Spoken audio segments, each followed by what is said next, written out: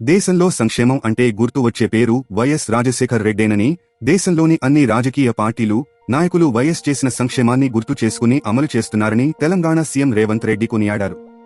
ఉమ్మడి ఆంధ్రప్రదేశ్లో వైఎస్ హయాంలో జరిగిన అభివృద్ధి ప్రత్యేక తెలంగాణ రాష్ట్రంలో కూడా ఉపయోగపడుతోందని తెలంగాణ సీఎం రేవంత్ రెడ్డి అన్నారు. ప్రజా సంక్షేమంపై వైఎస్ఆర్ ముద్ర ఎంతో ఉందని రేవంత్ కొనియాడారు.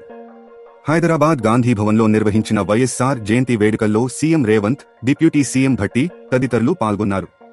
వైఎస్ స్ఫూర్తితో ప్రజల కోసం పనిచేస్తామని తెలిపారు.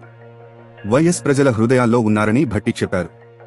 రాజశేఖర్ రెడ్డి హయాంలో పేదవాళ్లు కలలో కూడా ఊహించని విధంగా సంక్షేమాన్ని పొందారని గుర్తు చేశారు. వైఎస్ ప్రవేశపెట్టిన ఫీజు రీయింబర్స్మెంట్, ఆరోగ్యశ్రీ పేద ప్రజలకు ఎంతగానో ఉపయోగపడ్డాయన్నారు తెలంగాణ సీఎం రేవంత్ రెడ్డి. తెలంగాణలో ఇచ్చిన 6 గ్యారంటీలకు స్ఫూర్తి వైఎస్ఆర్ ఆనాడు అమలు చేసిన సంక్షేమ కార్యక్రమాలేనని చెప్పారు.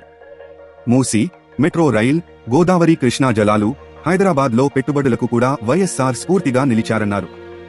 వైఎస్ స్ఫూర్తిని తమ ప్రభుత్వం, పార్టీ కొనసాగిస్తుందన్నారు. 2009లో రెండోసారి సీఎం అయ్యాక రాహుల్ గాంధీని ప్రధాని చేయాలని వైఎస్ చెప్పిన మాటలు తమకు గుర్తున్నాయన్నారు. రాహుల్ గాంధీ ప్రధాని కాకుండానే వైఎస్ మనకు దూరం అయ్యాడని, వైఎస్ స్ఫూర్తితో దేశంలో కాంగ్రెస్ కార్యకర్తలంతా కొట్లాడి రాహుల్ని ప్రధాని చేయాలన్నారు. వైఎస్ ఆనాడు చేవెళ్ల నుంచి ఇచ్చాపురం వరకు చేసిన పాదయాత్రనే భారత్ జోడో యాత్రకు స్ఫూర్తిగా నిలిచిందన్నారు. ఆనాడు వైఎస్ పాదయాత్ర రాష్ట్రంలో కాంగ్రెస్ను అధికారంలోకి తీసుకువచ్చిందని, రాహుల్ పాదయాత్ర తెలంగాణ, కర్ణాటక, హిమాచల్ ప్రదేశ్లో అధికారంలోకి తెచ్చిందన్నారు. రాహుల్ గాంధీ ప్రతిపక్ష నేతగా రాణిస్తుంటే దేశ ప్రధాని పదవికి ఆయన ఒక అడుగు దూరంలో ఉన్నాడనిపిస్తోందని, రాహుల్ ప్రధాని అయితేనే దేశం అభివృద్ధి చెందుతుందన్నారు.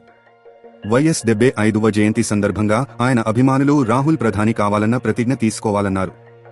రాహుల్ గాంధీకి పదవులు ముఖ్యం కాదని, ఆయన అనుకుంటే 2004 నుంచి 2014 మధ్యలో పీఎం అయ్యేవారని, రాహుల్ గాంధీ ప్రధాని కావాల్సిన అవసరం ప్రస్తుతం దేశానికి ఉందని, రాహుల్ గాంధీని ప్రధాని చేయడానికి ఎవరైతే పూనుకుంటారో వారే నిజమైన వైఎస్ఆర్ అభిమానులని రేవంత్ రెడ్డి అభిప్రాయపడ్డారు. వైఎస్ అభిమానులంతా కాంగ్రెస్లోకి రావాలని, జూలై 2021 పీసీసీ అధ్యక్షుడిగా బాధ్యతలు తీసుకున్నానని, 3 ఏళ్లలో ఎన్నో ఒడిదుడుకులు ఎదుర్కొన్నామని, పార్టీని అధికారంలోకి తెచ్చుకున్నామని చెప్పారు. కాంగ్రెస్ అధికారంలోకి రావడానికి పనిచేసిన 35 మంది నాయకులకు నామినేటెడ్ పదవులు ఇచ్చామన్నారు. ఎలాంటి ఫైర్వీలు లేకుండా పార్టీ కోసం పనిచేసిన, త్యాగం చేసిన వారికి పదవులు ఇచ్చామన్నారు. కష్టపడిన కార్యకర్తలకు అధికారంలో భాగస్వామ్యం కల్పించాలన్నదే మా ఉద్దేశమన్నారు. కార్యకర్తలను కాపాడుకున్నప్పుడే పార్టీ బలంగా ఉంటుందని రేవంత్ చెప్పారు.